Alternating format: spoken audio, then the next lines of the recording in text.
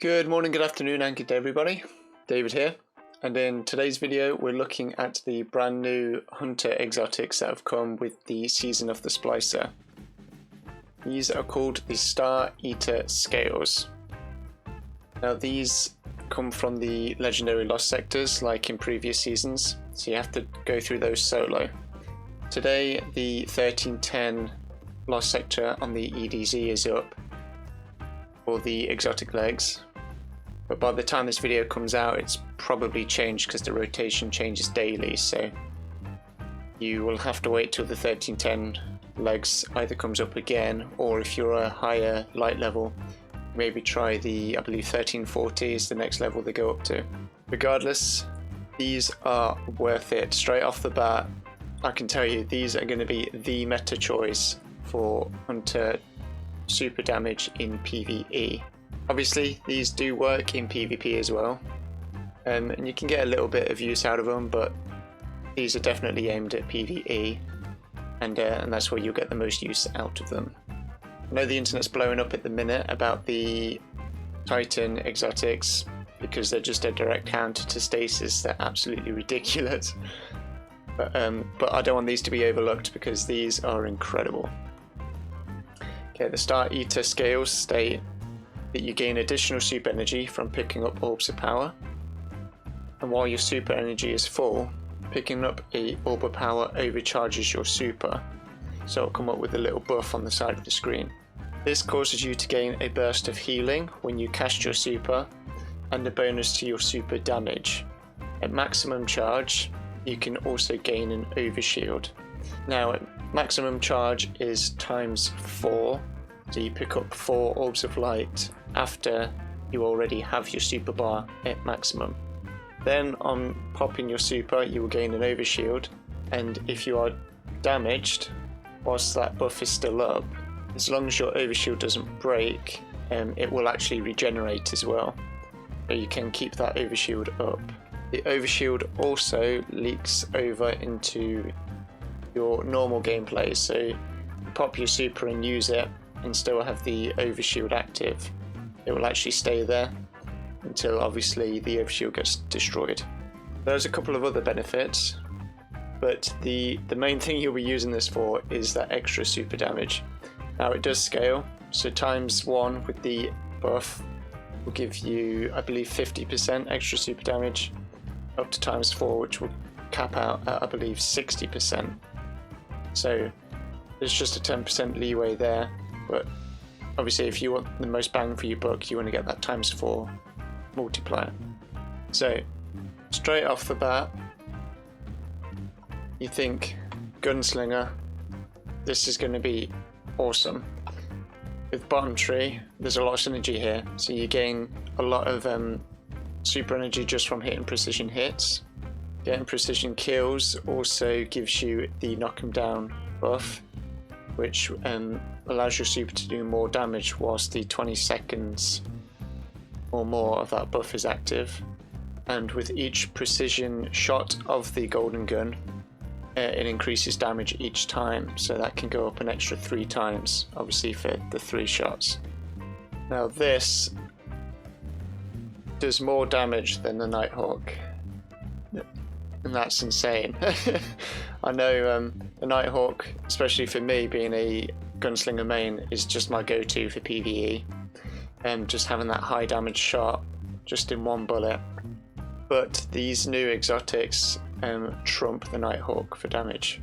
You'll see in the gameplay here, I do, I believe, 308,723 damage with the Nighthawk. And then in the following clip, I actually kill him with 2 shots, so I have to use the 3rd shot on a random ad, so the numbers are going to be a little off. It's 325,692, so that trumps it. In this other footage, using them during a strike, I shoot the main boss, the big Vex thing, with 223,737 damage with the Nighthawk. Then with the Star Eaters on, I do 235,679. On both occasions that is absolutely just trumped the Nighthawk. But something to take note of is in the drawing the strike, I was actually at only a ×3 buff because like I didn't have any extra adds to kill and any orbs of light to pick up, so there was still a little more damage to be made there as well. Another thing to note, in both scenarios I did not have the knock 'em down buff active above 20 seconds, so that's even more damage that these Star Eaters can get, whereas Nighthawk doesn't stack with the knock 'em down buff, so the Nighthawk damage will always be the same, whereas the Star Eaters still have potential to do even more. It's just insane.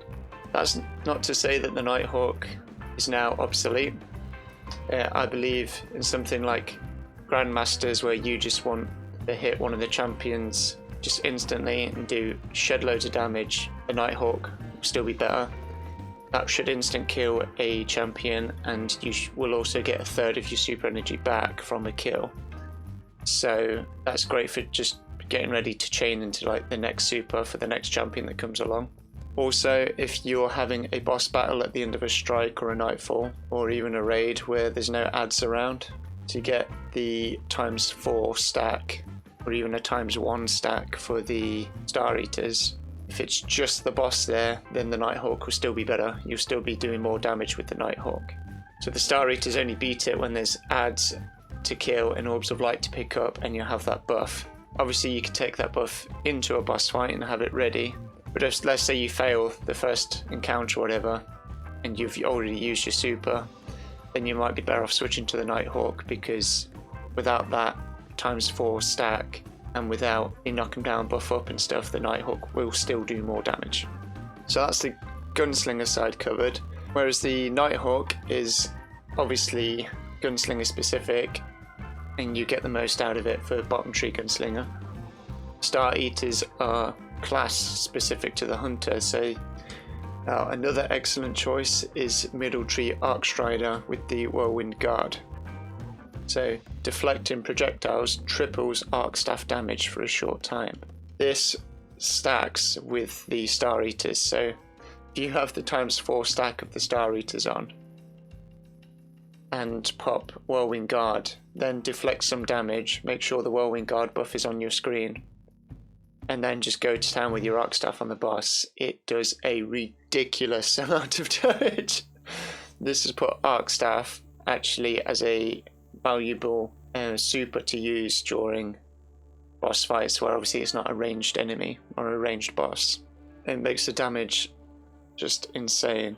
So you can see here the difference between the arc staff normally without the Star Eaters on, and then afterwards you can see this boss is a little annoying because his health bar doesn't always correspond with the amount of damage you do. So you can see on the first attack with the Star Eaters I do considerably more damage than I did before, but the secondary numbers are lower than before, so I don't know what that was about, some sort of glitch, but they shouldn't be lower than base, so that's why it appears to do the same amount, but in reality against an actual strike boss or something it will do more damage.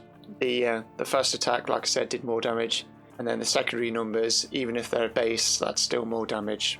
But I reckon, like I said, this glitched out and the numbers should be more than what they are. Another amazing option is the Nightstalker. So normally, top tree with the Orpheus rigs is the go-to for PvE. That's still going to be fantastic for just making orbs for everyone else. But for sheer damage, I believe bottom tree is the way to go, and this trumps bottom tree with Orpheus rigs as well. So obviously bottom tree with Orpheus rigs you get extra shots during your super, so it lasts a little longer, therefore it's more damage. But again, as you see in the gameplay here, if I shoot the boss beforehand, again this boss screwed up, he like instant died to one tether, which you shouldn't do, but but if you just look at the damage numbers, I do way more damage the second time when the Star Eaters are equipped, and this is just based on the body shot damage as well. If you start hitting crits and that multiplier comes into effect, which you can see at the end of the second clip, the damage just skyrockets. I can't express how good these exotics are for PvE or a hunter. if you're anything like me and you main hunter and have used like the Orpheus rigs and Golden Gun or the Nighthawk for so long now, they've really only been the two viable options. Obviously Titans have the exotic for the Thunder Crash, so the Falling Star, and they're just insane.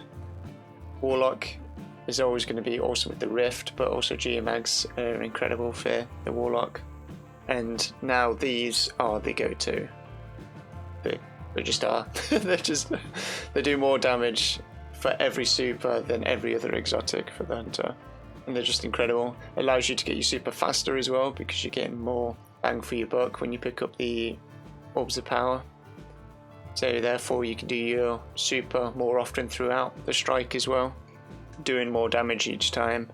That's just awesome. I can't express it enough, man. These are great.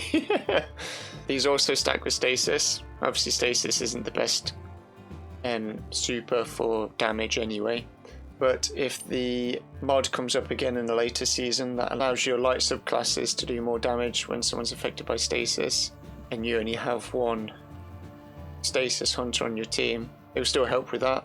The initial super cast of the Hunter will still do more damage, but arguably if you have the Warlock rock Stasis in that scenario, then you'll have a Titan with the Falling Star exotic chest piece and a Hunter with the 3-shot Goldie and these exotic boots. I reckon that will actually be most damage output you can get super wise. I could definitely see these being the meta choice from now on until something else comes out that beats them basically, which I don't see it doing, because that will introduce power creep and all that other stuff. But that should do it for the video, guys. Pretty basic one. Like I said, this is the legendary Lost Sector you have to do to get these. Just make sure it says it's exotic boots, so it's rewarding. The Lost Sectors come up available on Europa, both the EZ and the Cosmodrome, and the Moon as well, I believe. So just keep your eyes out for when they come up and jump on it. All three exotics are great for all three classes. Like I said, the Titan one's getting a lot of attention at the minute, but do not overlook these if you're a Hunter main. These are incredible. If you've enjoyed the video, a like is very much appreciated. And feel free to subscribe if you want to see more of my content as well. If you want to ask me any questions or just chill with me when I stream over on Facebook every Tuesday, Thursday and Saturday. Links to all that stuff will be down below. Until next time, my friends, stay safe and keep up the grind. Definitely go for these. Definitely get all the new weapons from the Override event. They are incredible. And I shall catch you in the next one. Right guys, bye.